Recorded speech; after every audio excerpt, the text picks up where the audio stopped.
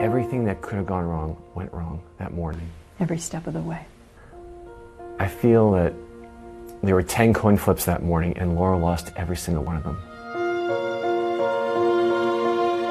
Laura was Laura Levis, the love of Peter DeMarco's life.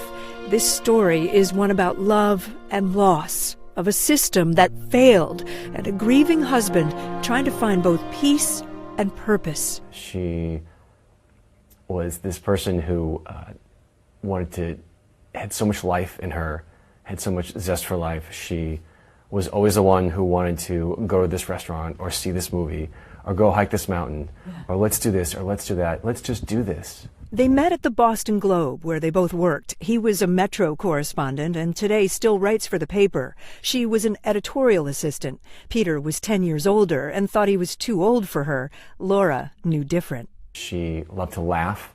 She was the funniest person I've ever met.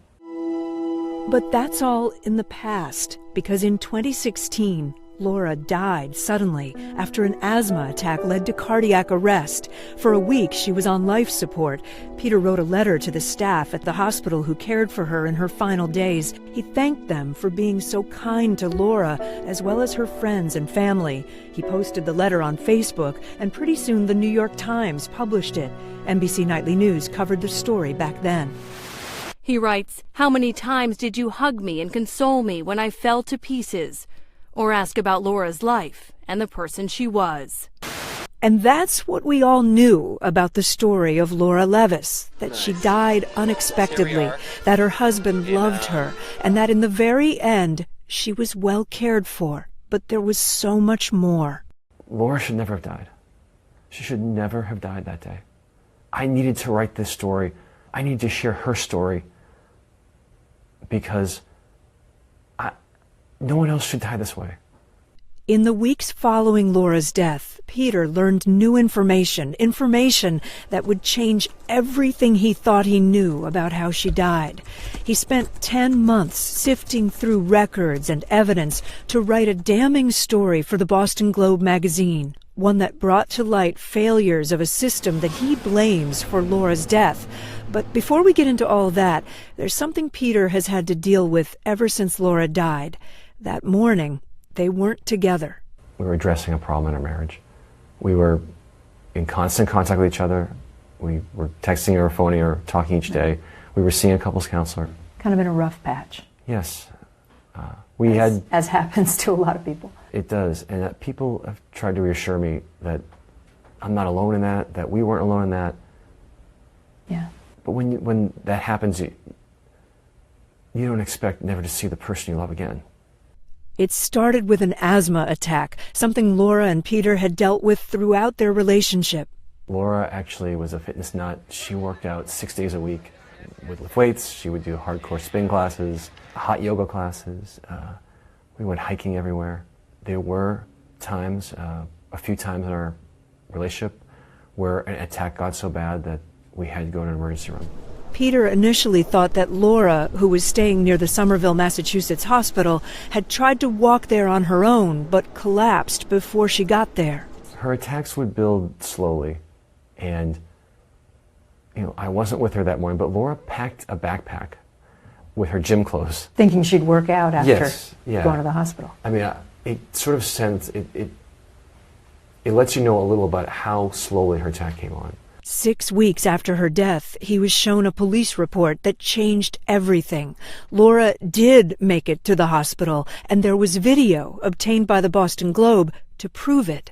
This police report said that Laura made it to the emergency room on her own 2 feet that morning. And she went to a door that was outside the emergency room.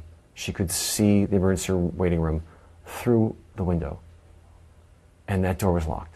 And finding that door locked, I'm sure she began to panic. That makes the asthma worse. Yes, it does. And she called 911 on her cell phone from outside the door of the emergency room. She said, "I'm at the Somerville Hospital. I'm at the emergency room. I can't get in. I'm having an asthma attack. And I'm dying." Just to make clear, Laura called 911 from right outside the hospital doors. Because the call came from her cell phone, it went to a state police dispatcher rather than a local dispatcher. Here's that call. State Police 911, this line is recorded. Where is your emergency? I'm at Somerville Hospital. I'm sorry, where are you? Somerville Hospital. Okay, what's the emergency? I'm having an asthma attack. I'm dying. Hey, whereabouts are you at the hospital? Emergency room. Okay. I can't get in. Let me get you into Somerville. You're outside? Mm-hmm. Are you in the parking lot? Yeah. Are you in a vehicle? No, I'm just outside. At the door? Asthma. Are you at the door? Yeah. Yes? I'm just at the door. I feel like I'm dying. Hold on. Where did that call go? So Who picks up that 911 call? in Massachusetts, the state police handle a lot of emergency calls, a lot of 911 calls. So her call went to a regional state police dispatch center about 18 miles away. Her call went to basically a middleman. The person who answered her call in that dispatch office could not send direct help to her. That person also did not know what the hospital looked like, maybe didn't even know what Somerville's location was like. That person was 18 miles away. She's on the 911 call. She says she's right outside the emergency room. She's talking to an operator. Yes. Why can't the operator just call the hospital ER and say, there's someone right outside your door? I know. That would have maybe saved her. Instead, this operator followed the normal protocol, which was to call the local police. So second call. The new operator picks up, the local police, and that operator asks Laura to explain her emergency as if she had never even done that in the first place. She explained it all over again. Laura had just spent 41 seconds explaining where she was. She spent the last 41 seconds that she had breath to make that call. The head of the Massachusetts office in charge of the 911 system wrote to Peter expressing their deep condolences and said in part, I have directed the state 911 department to review carefully the circumstances of the 911 calls in question and make changes to the training program as necessary.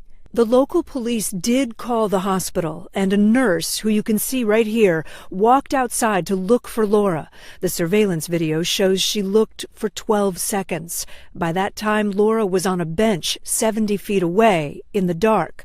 The nurse never saw her. Have you watched the surveillance video where the nurse comes out? Yes, I have. When you watch that,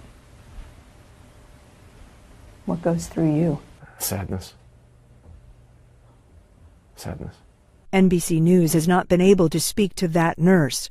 In a statement provided both to NBC News and to the Boston Globe, Cambridge Health Alliance, which owns Somerville Hospital, said Cambridge Health Alliance did not meet our own high standards for transparency and accountability with Mr. DeMarco and Ms. Levis's family. It should not have taken an event like this for us to identify and resolve a number of structural, training, and communication issues. We've already begun to make the necessary changes. We could have done better, and we will do better. There are no words to effectively express our sorrow over the loss of Ms. Levis. More importantly, for the role we played in compounding her family's grief. We are deeply sorry. The company's CEO later met with Peter at the Boston Globe offices to apologize in person and talk about how the systemic failures of that morning can be fixed. Every report filed, every hospital inspection, every audio recording from that morning, the surveillance videos. When I got Laura's 911 call, it dumbfounded me of how everything failed. Ultimately, it was firefighters who found Laura, but by the time they did, her brain had been without oxygen for too long. If you go without air for 3 minutes, less than 3 minutes, without oxygen going to your brain, there's a good chance you can fully recover. Based on all of the reports I've seen, the surveillance video, her medical reports. Laura probably went 10 minutes without oxygen. She died about a week later after having been transferred to another hospital, the one where the care she received inspired Peter to write that thank you letter. As a journalist, it was important for Peter to both report and share this story. It's a harrowing first-person account that the Boston Globe has on its site as a public service. Reliving the pain of loss day in and day out has been extremely difficult for Peter, but there is a purpose in detailing the mistakes made that led to Laura's death. You said you haven't watched all the surveillance tape. I know you haven't listened to the 911 calls. No. Will you ever listen to it? I don't want to. I don't want to hear my wife's last words. Who would? But, and this is, I know it's painful for me, it's painful for our families, it's painful for Laura's friends. But there's a need to share that call. There's a need to share it with your viewers. There's a need to share it with Boston Globe readers, I hope everyone who hears about Laura's story. Hearing her call could make the difference. If we can just save someone else's life, or maybe several people's lives, or a lot of people's lives, by sharing her story, I can't think of anything that she would want more.